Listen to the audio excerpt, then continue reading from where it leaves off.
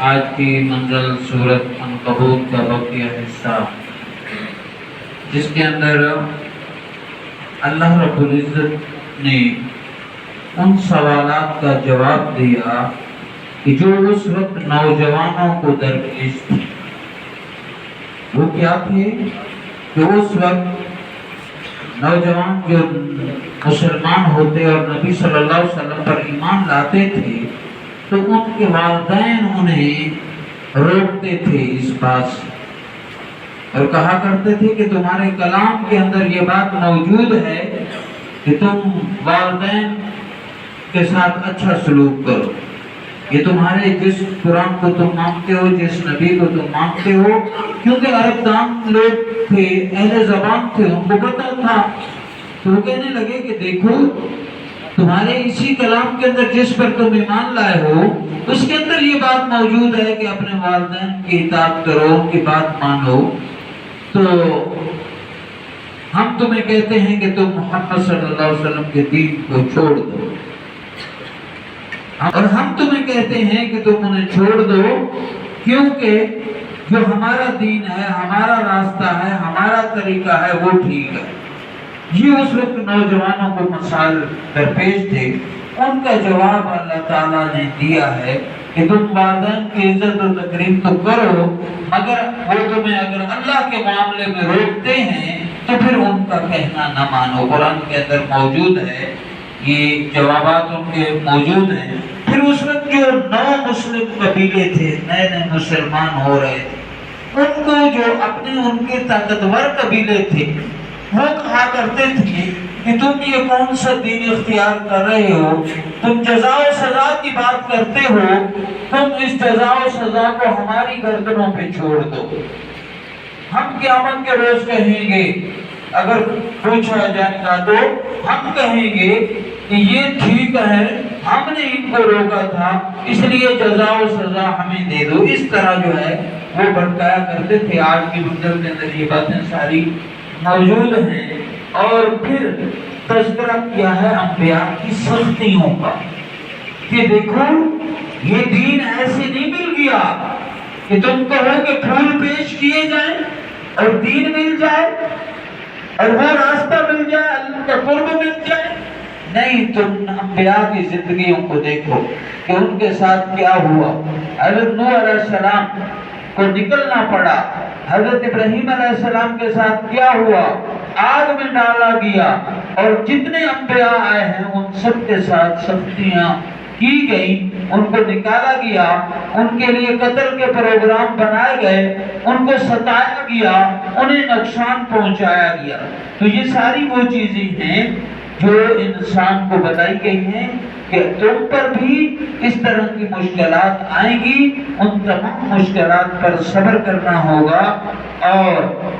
اس کے راستے پر بھی۔ پھر ایک اور بات بتائی ہے کہ دیکھو جہاں مشکلات آئیں اور تمہیں لوگ تنگ کر رہی ہوں کہ تم دین کو چھوڑ دو، تم ایمان سے پھر جاؤ، ایمان کا انکار کر دو، تو وہاں تم نے ایمان کا انکار نہیں کرنا بلکہ اس علاقے کو چھوڑ دے۔ یہ بات سمجھائی گئی ہے، تم نے ایمان کو نہیں چھوڑنا، وہاں سے ہجرت کر جانی ہے، یہ تلقین اللہ رب العزت نے کی ہے۔ پھر کہا ہے اسی سورۃ عنکبوت کے اندر 21واں پارہ شروع ہوتا ہے کہ بے شک نماز بے حیائی اور برائی سے روکتی ہے۔ وہ نماز کہ جب ہم اللہ کے ہاں سجدہ کر رہے ہوں تو پھر وہ نماز ہمیں کوئی برا کام نہ کرنے دے، جب ہم باہر معاشرے کے اندر جائیں تو ہماری نماز وہ ایسی ہو کہ ہمیں فوراً خیال آئے کہ ابھی تو میں کہہ کر آیا ہوں سبحان ربی الاعلی، اللہ تو بلند و برتر ہے، میں پست ہوں، کمزور ہوں، اور اب میں کمزور ہوں اور وہ اللہ مجھے دیکھ رہا ہے اور میں یہ غلطی کر رہا ہوں۔ اگر ایسا احساس پیدا نہیں ہوتا تو وہ نماز جو ہے وہ ٹھیک نہیں ہے۔ اس لیے نماز جو ہے وہ تو انسان کو بے حیائی سے اور برائی سے روکتی ہے۔ اس کے بعد سورۃ روم شروع ہوتی ہے۔ یہ بڑے عجیب واقعات ہیں سورۃ روم کے اندر، مختصراً میں اشارہ کروں گا کہ یہ وہ بات ہے غلبت الروم، روم مغلوب ہو گیا، یعنی ایران نے چڑھائی کر دی روم پر۔ اس وقت خسرو بادشاہ تھا ایران کا، اور جو روم کا بادشاہ تھا اس نے احسان کیا تھا اس خسرو بادشاہ پر، لیکن وہ احسان فراموش تھا۔ اس نے اپنی فوج کو اسی کے خلاف استعمال کیا اور روم کی طرف چڑھ دوڑے، یہاں تک کہ روم کو مغلوب کر دیا۔ بالآخر وہ بادشاہ وہ بھی قتل ہو گیا روم کا، اور اس کی جگہ ہرقل بادشاہ آ گیا، اور وہ بھی ایک مرتبہ پیچھے ہٹ گیا، دور ہو گیا۔ لیکن یہ حالات ایسے بن چکے تھے، اسی دوران مشرکین مسلمانوں پر بھی جو ہے وہ ظلم و ستم کر رہے تھے۔ یہ ایک ہی دور تھا۔ اچھا، اس میں فرق یہ تھا کہ روم کے جو لوگ تھے، بادشاہ تھا، وہ عیسائی تھے، وہ اہل کتاب تھے، اور جو ایران والے تھے اس وقت، وہ جو ہے وہ آگ کی پوجا کرتے تھے، وہ کسی کتاب پر نہیں تھے۔ تو وہ تانا دیا کرتے تھے کہ دیکھو آگ کے پرستشوں نے اہل کتاب پر چڑھائی کر دی ہے۔ مشرکین مکہ جو ہے وہ تانا دیا کرتے تھے مسلمانوں کو، کیونکہ مسلمان بھی وہاں کمزور تھے، اور ہم بھی تمہارے ساتھ وہی کریں گے، جس طرح انہوں نے ان کے ساتھ کیا ہے ہم بھی وہی کریں گے۔ اس کے بعد یہ سورۃ روم جو ہے جب نازل ہوئی تو اللہ تعالیٰ نے بتا دیا کہ بس تھوڑا عرصہ ہے،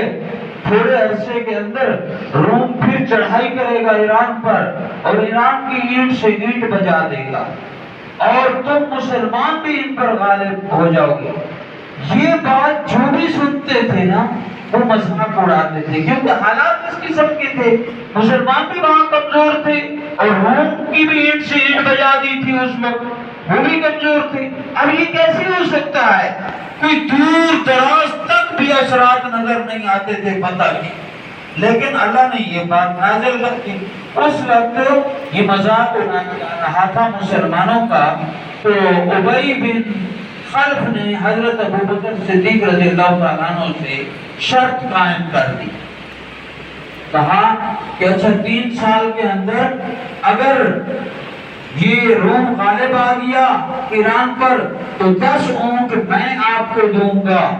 اور اگر نہ آیا تو 10 اونٹ آپ مجھے دیں گے۔ حضرت ابوبکر صدیق صلی اللہ علیہ وسلم کے پاس گئے اور کہا کہ وہ کس طرح کہتا ہے، تو قرآن کریم کے اندر اسی صورت کے اندر بضع سنین کے الفاظ موجود ہیں۔ جب بضع سنین کے الفاظ حضور صلی اللہ علیہ وسلم نے حضرت ابوبکر صدیق کو بتائے اور کہا کہ دیکھو اس کا اطلاق 10 تک ہے، بضع سنین کا مطلب ہے 1 سے لے کر 10 تک، آپ اس کی میعاد کو بڑھا دیں،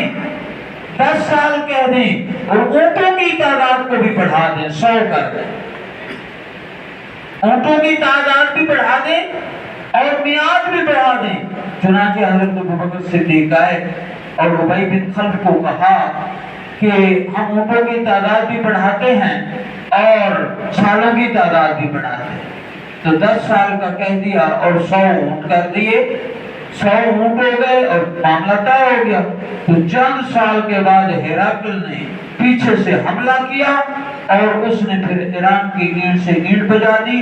ادھر غزوہ بدر کے اندر مسلمانوں نے بھی، یہ ہجرت بھی بعد میں ہوئی تھی، اس میں 6 7 8 سال درمیان میں وہ غالب آتے رہے، لیکن پھر یہ ہجرت کے قریب کا وقت تھا، پھر آپ صلی اللہ علیہ وسلم ہجرت کر کے چلے گئے، اور پھر 3 ہجری کو تو غزوہ بدر ہو گیا، تو اسی وقت غزوہ بدر بھی ہو۔ ادھر مسلمانوں نے تھوڑی تعداد کے اندر تھے، مشرکین مکہ کی اینٹ سے اینٹ بجا دی۔ 1000 کا لشکر جرار آیا تھا تو مسلمان تھوڑے سے تھے، 313 یا بعض روایت میں 14 آتا ہے، تو اتنے ہی مسلمان تھے، انہوں نے ان کفار کی بھی اینٹ سے اینٹ بجا دی۔ یہ واحد غزوہ تھا کہ جس کے اندر کفار کے بڑے بڑے سردار مارے گئے تھے، اور مکہ کے اندر کوہرام مچ گیا تھا، صف ماتم بچ گئی تھی، اور ادھر جو ہے ہرقل نے بھی پیچھے سے حملہ کیا، اور وہ فتح کرتے کرتے اس کے دارالخلافہ تک پہنچ گیا۔ تو یہ جو ہے پیشن گوئی جو قرآن کریم نے اس صورت کے اندر کی ہے وہ پوری ہوئی۔ اس کے بعد سورت سجدہ شروع ہوتی ہے، اس کے اندر بھی اللہ رب العزت نے جو ہے سورت لقمان شروع ہوتی ہے۔ سورت لقمان کے اندر حضرت لقمان علیہ السلام نے اپنے بیٹے کو نصیحت کی کہ بیٹا نماز کو قائم کرتے رہنا، شرک نہ کرنا، اور کیونکہ شرک بہت بڑا گناہ ہے، ان چیزوں کی تلقین کی۔ اور پھر اس کے بعد جو ہے سورت سجدہ شروع ہوتی ہے، اس کے اندر بھی توحید کا ذکر ہے، رسالت کا ذکر ہے اور آخرت کا ذکر ہے۔ آخرت میں بارے میں بتایا گیا ہے کہ یہ لوگ جو نہیں مان رہے تو ایک دن ان کو زندہ کیا جائے گا اور اپنے رب کے ہاں کھڑے ہوں گے۔ اس کے بعد سورت احزاب ہے، اس کا کچھ حصہ شاید آج پڑھا جائے گا اور کچھ جو ہے وہ کل پڑھا جائے گا۔ تو سورت احزاب حزب کی جمع، اور حزب کہتے ہیں گروہ کو۔ یہ وہ جنگ تھی کہ مشرکین مکہ بڑے غرور کے ساتھ مکہ سے نکلے تھے اور مسلمانوں کو ختم کرنے کے لیے مدینہ کی طرف روانہ ہوئے تھے، اور راستے کے اندر جو ان کے حلیف تھے، ان کے حمایتی جو گروہ تھے وہ بھی شامل ہوتے گئے۔ اس وجہ سے اس کو سورت آپ کہتے ہیں کہ راستے میں بہت سارے گروہ ان کے ساتھ شامل ہوئے تھے اور یہ ایک بڑی تعداد کے اندر وہاں پہنچے تھے۔ اسی کو غزوہ احزاب بھی کہتے ہیں، غزوہ خندق بھی کہتے ہیں، اور اس سے پہلے مدینے سے کچھ قبیلوں کو جو منافقین تھے ان کو نکال چکے تھے آپ صلی اللہ علیہ وآلہ وسلم، اور ایک قبیلہ رہ گیا تھا بنی قریظہ کہ جب یہ غزوہ خندق شروع ہوئی تو ان کو راستہ وہاں سے نہیں مل رہا تھا، وہ پیچھے سے جا کر پھر اسی قبیلے کے پاس گئے تو ان قبیلے قد عہدی کرنا شروع کر دی تھی، اس کی خبر بھی آئی تھی۔ اللہ تعالیٰ نے وہاں تعاون کیا، انہی میں سے ایک شخص کو مسلمان کیا اور وہ فوراً وہ اللہ کے رسول کے پاس آیا۔ اس وقت یہ خندق کا پہرا دے رہے تھے، اس نے کہا اللہ کے رسول میں نے ایمان قبول کرتا ہوں، مجھے کلمہ ہی پڑھائیے اور جو کام لینا چاہتے ہیں مجھ سے لے لیجئے، میرے مسلمان ہونے کا کسی کو پتہ نہیں ہے۔ آپ صلی اللہ علیہ وسلم نے اسے کہا، کلمہ بھی پڑھایا اور کہا کہ جا مشرکین مکہ اور اپنے قبیلے کے درمیان پھوٹ ڈال، کیونکہ مسلمانوں کے اہل و عیال بھی اسی میں تھے، ان کے ساتھ معاہدہ تھا کہ مدینہ کی حفاظت ہم مل کر کریں گے سارے، لیکن یہ معاملات درمیان میں شروع ہو گئے، مسلمانوں کو یہاں بہت پریشانی ہوئی۔ پھر نبی صلی اللہ علیہ وسلم جب غزوہ خندق ختم ہوئی، مشرکین مکہ چلے گئے، تیز اور تند آندھی چلی اور وہ واپس ہو گئے، تو نبی صلی اللہ علیہ وسلم جب واپس آیا اپنے گھروں کی طرف تو اللہ کی طرف سے وحی نازل ہو گئی کہ اب آپ نے ہتھیار اتارنے نہیں ہیں، آپ نے ان کا بھی کلا کما کرنا ہے جو بد عہدی کر رہے تھے۔ تو نبی صلی اللہ علیہ وسلم نے اعلان کیا کہ آپ عصر کی نماز جتنے مسلمان ہیں وہاں ان کے علاقے میں جا کے پڑھنی ہے، اور مطلب یہ ہے کہ اہمیت دلوائی۔ وہ صحابہ کرام چلے گئے، پہلا دستہ نبی صلی اللہ علیہ وسلم نے حضرت علی رضی اللہ تعالی عنہ کے ساتھ بھیجا تھا، تو انہوں نے سمجھا کہ شاید ہمیں ڈرانے دھمکانے آئے ہیں۔ دوسرے لشکر کے ساتھ خود رسول اللہ صلی اللہ علیہ وسلم موجود تھے اور ان کے اس بستی کا بنی قریظہ کا گھیراؤ کر لیا، تو پھر وہ سمجھ گئے کہ اب یہ ہمیں نہیں چھوڑیں گے۔ تو اس وقت ایک صحابی تھے جو اسی قبیلے کے سرداروں میں تھے، حضرت سعد رضی اللہ تعالیٰ عنہ، تو انہوں نے کہا کہ اچھا ہمیں ہمارے ساتھ جنگ نہ کریں، ہمارا جو ہے فیصلہ یہ ساتھ کریں گے۔ ان کو یہ غرور اور گھمنڈ تھا کہ یہ ہمارے قبیلے کا ہے، ہمارے حق میں کوئی بات کریں گے، تو وہ تو پہلے جان چکے تھے کہ پہلے جن قبیلوں کو ہم نے یہاں سے نکالا ہے ان قبیلوں نے مشرکین مکہ کے ساتھ مل کر پھر ہم پر یہ چڑھائی کی ہے، اب ان کے ساتھ ایسا فیصلہ کریں گے کہ جو ان کو بھی سمجھ آ جائے گی۔ تو انہوں نے سنیے کس طرح فیصلہ کیا ہے، انہوں نے کہا ہے کہ ان کے جتنے بھی